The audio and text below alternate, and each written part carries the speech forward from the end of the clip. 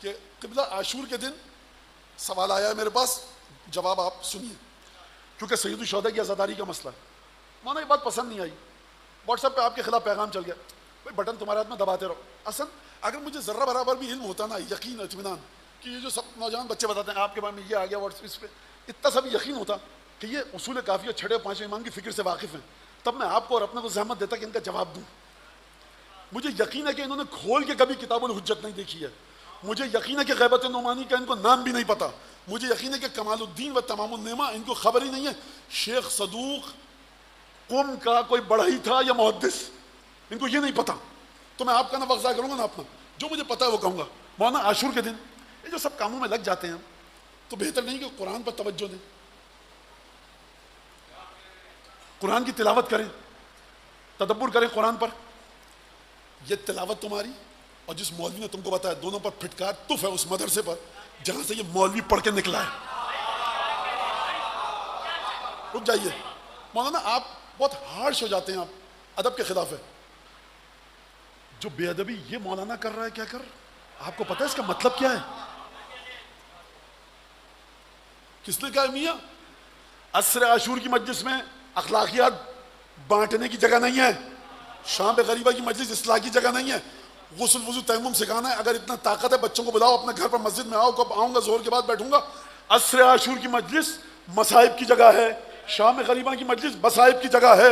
مولانا مجمع تھا، دیکھ کر ہم نے کہا کہ نماز کے بارے میں کہہ دیں، جب آپ کے گھر میں شادی ہوتی ہے میں آؤں گا، کہوں گا نکاح کی تقریب کو روکیے، میں نماز کے مسائل بتاؤں گا۔ مولانا جی کو جگہ تھی، اب تمہارے گھر میں شادی ہو تو تکلیف ہو جاتی ہے، مولا حسین کی مجلس میں نماز سکھاتے ہیں۔ یہ جو ہے نا مولانا، آپ نوجوانوں کو بگاڑ رہے ہیں۔ میں نے مسلسل کہتا چلا آیا ہوں کہ واجبات اور محرمات، کل بھی کہا پرسوں بھی کہا، بات یہ کہ آپ کس چیز کو ہٹا کر کس چیز کو رکھ رہے ہیں، خوب توجہ کیجیے گا۔ قطعاً ثقافت ائمہ، احکام ائمہ میں یہ چیز قطعاً نہیں ہے کہ عاشور کے دن تفسیر کے درس پہ تدبر کرو۔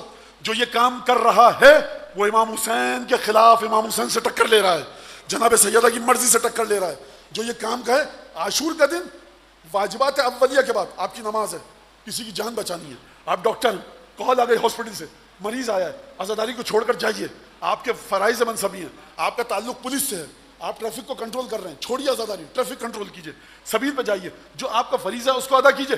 اس کے علاوہ اگر وقت ہے عزاداری کیجیے، اللہم لعن قتلۃ الحسین و اصحابہ، اور اگر قرآن پڑھنے کا شوق بھی ہے تو علماء نے بیان کیا کہ قل ہو اللہ پڑھیے، اصحاب حسین ابن علی کو ہدیہ کیجیے۔ ماتم کے دوران کہیں نہیں لکھا ہوا کہ آپ سینے پر ہاتھ مارتے ہوئے قل ہو اللہ کی تلاوت نہیں کر سکتے۔ یاد رکھیے گا عاشور کا دن قرآن پر تدبر کی جگہ نہیں ہے، قرآن ناطق پر گریے کی جگہ ہے۔ تو بعد میں آگے بچہ نوجوان محبت کی ماننا آپ نے کر لیے گا، وہ واٹس ایپ پہ فیس بک پہ آ گیا۔ میں نے کہا نا کہ میں اس سطح پر ہی نہیں سمجھتا کہ جس نے کچھ پڑھا ہوا ہو تو اس سے بات کی جا سکے۔ میں بات کروں اب چھٹے امام پانچویں امام کی، آپ لا رہے ہیں فلاں کی بات فلاں کی بات فلاں کی بات، تو سرکار اتنا وقت ہے نہ، یہ قدر و قیمت نہ، یہ وقت ہے ان باتوں کی۔ خوب توجہ کے ساتھ اس بات کو سنیے۔ لہذا جو چیز بھی عاشور کے دن واجبات اولیہ کے علاوہ، اس قانون کو سن لیجئے، جو چیز بھی واجبات اولیہ کے علاوہ، واجبات اولیہ کا مطلب کیا؟ کسی کو وضو کرنا ہے، یہ واجبات اولیہ ہے، مولانا رک گئے وضو کیجئے، غسل واجب ہے غسل کیجئے جا کر، مولانا کپڑے نجس ہو گئے کپڑے پاک کیجئے۔ حکم کیا ہے عاشور کے دن؟ ثوب نظیف، پاکیزہ لباس پہن کے آؤ عزاداری میں، خوشنما نہیں، مہنگا نہیں، خوبصورت نہیں، پاک و صاف کی بات ہو رہی ہے۔ آؤ 1000 دفعہ قل ہو اللہ آئیے، ہدیہ کرو پڑھ کر حجت ابن الحسن کو، تاکہ مولا کا دل سکون میں آ سکے۔ اللہم لعن قتلۃ الحسین و اصحابہ، لعنت کرو تاکہ مولا حسین کے دل کو سکون آ سکے، امام زمانہ کے دل کو سکون آ سکے۔ مولانا یہ کیا بات ہے؟ آپ کہہ رہے ہیں لعنت، یہ کون سا ذکر ہے؟ امام کے دل کو کیا سکون آئے گا؟ سیدہ کو تعزیت پیش کرنے کا فلسفہ کیا ہے؟ تعزیت تو غمزدہ کو دی جاتی ہے، امام حسین اس وقت جنت میں سیدہ کے ساتھ، تو تعزیت کا کون سا فلسفہ؟ کبھی کھول کر مفاتیح کھول کے دیکھ لیا کرو، اعمال عاشور میں جاؤ۔ شیخ عباس قمی نے لکھا ہے کہ جب عصر عاشور آئے، صبح کو عمل عاشور انجام دو، زیارت عاشورہ پڑھو 100 سلام اور 100 لعنت کے ساتھ، اور پھر مزید درس عاشورہ لینا ہے، دعائے علقمہ پڑھیے جا کر، اور پھر دعائے علقمہ کا رب دیکھیے چھٹی زیارت کے ساتھ کیا ہے، دعائے علقمہ کا امیر المومنین کے ساتھ کیا تعلق ہے، کیوں جوڑا گیا سید ارے امامت سرکار زندگی بھر امامت پر گفتگو ہوتی رہے، بات ختم نہیں ہو سکتی.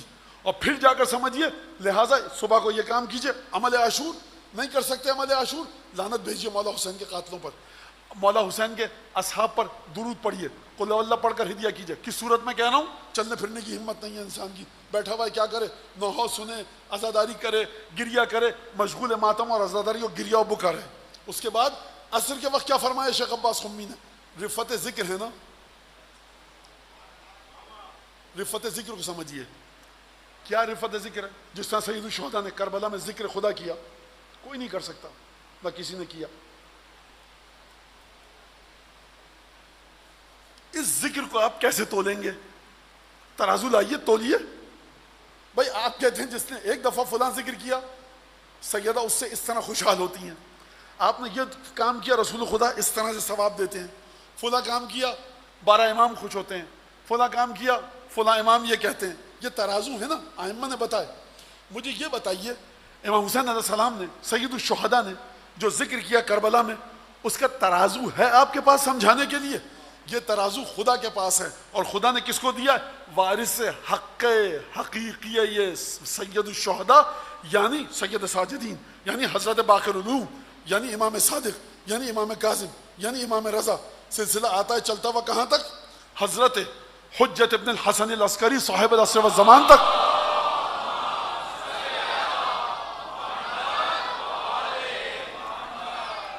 اور اس کے بعد پھر کربلا کے وارثوں کا سلسلہ بند ہو جاتا ہے حجت ابن الحسن تک آ کر. کیا روایت ملتی ہے؟ رفت ذکر کا ترازو میں آپ کو سمجھانے کی کوشش کر رہا ہوں، میں دے نہیں رہا ترازو، سمجھا رہا ہوں جو چھٹے اور پانچویں امام نے دیا. فرمایا من بات عند قبر الحسین لیلۃ عاشورہ یا من بقیا یا من ظل عند قبر الحسین یوم عاشورہ. دو روایتیں ہیں، جو شب عاشور امام حسین کی قبر کے پاس گزارے، دوسری روایت ہے جو روز عاشور گزارے.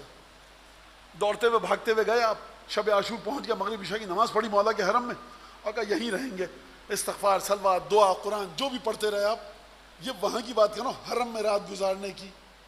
دو روایتیں ہیں، ایک ذلہ باقیاً، ایک ہے بغیر بکا کے.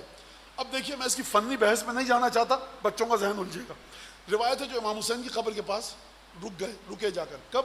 پوری رات کو، شب عاشور. اذان ہوئی، سورج نکلا، آ جاؤ اپنے ہوٹل میں، عمل عاشور کر کے آرام کر لو، نہیں کرو تمہاری مرضی. پہنچ گئے، رات گزار دی عاشورہ کی. ایک شخص رات کو نہیں پہنچا، 3 بجے 4 بجے پہنچا، دوڑتا ہوا حرم میں گیا، صبح کی نماز سے پہلے صبح کی نماز پڑھی. اب یہ شخص پورے دن عاشور کا گزارے قبر سید الشہداء کے پاس. تو دو روایتیں سمجھ میں آ گئیں، ایک روایت ہے پوری رات گزارنے کی، ایک روایت ہے پورا دن گزارنے کی. روایت ہے کہ جو پوری رات گزارے، یا کوئی نہیں آ سکا پورا دن، اب کسی میں اتنی طاقت ہے کہ دن بھی گزارے اور رات بھی. اور سلام ہے ایسی ماؤں کو کہ مجھ سے خود، مجھ میں تو سرکار دیکھیے میں مجھ میں یہ اوقات نہیں ہے میری کہ میں یہ سوچ بھی سکوں کہ پورے 24 گھنٹے مولا کی قبر کے پاس.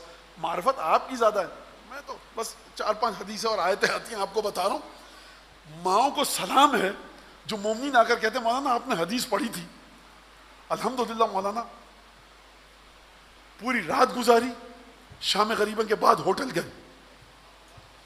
یہ مت سمجھیے میں آسمانوں کی بات کر رہا ہوں. اب آپ نے خوب توجہ کیجئے گا اس بات پر، اپنے امام کی بات پر. آپ نے رات گزاری، اللہ اکبر پڑھا نہیں مولانا، بیٹھے رہے زری کو دیکھتے رہے بس. روایت ہے کہ جب یہ صبح ہوگی، جب یہ آئے گا تو قیامت میں مولا حسین کے خون میں آلودہ ہو کر اٹھایا جائے گا، اور اس کو کربلا کے شہداء کا ثواب دیا جائے گا. تو اس ہستی کے مرتبے کا میں بیان کیا کروں کہ شب عاشورہ جس کی قبر کے پاس بیٹھنے کا ثواب ایسا ہو کہ جب قیامت میں آپ کو اٹھایا جائے تو مولا حسین کے ساتھیوں کی طرح خون میں آلودہ ہو کر اٹھیں. یعنی جس ہستی کی قدر و قیمت اور منزلت یہ ہے کہ کوئی ذکر نہ بھی کرو، اس کی قبر کے پاس بیٹھ جاؤ تو خدا تمہیں ہر ذاکر کے ذکر سے بالا تر ہو کر ثواب دے گا. اس کو آپ کیسے سمجھیں گے؟ لہٰذا آپ آئیے اپنے زمانے کے امام کے ساتھ تعلق کو جوڑیے، چھٹے اور پانچویں امام کے ذریعے سمجھیے کہ سلسلہ کیا ہے.